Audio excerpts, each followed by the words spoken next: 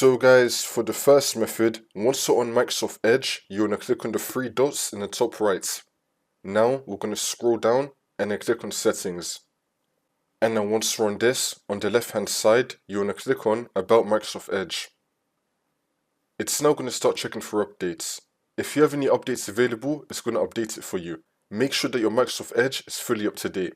See if that fixes your problem. If that's still not working, then for the second method, on the left hand side, you want to click on Reset Settings. And now you want to click on Restore Settings to their default values. And then click on Reset. See if that works for you.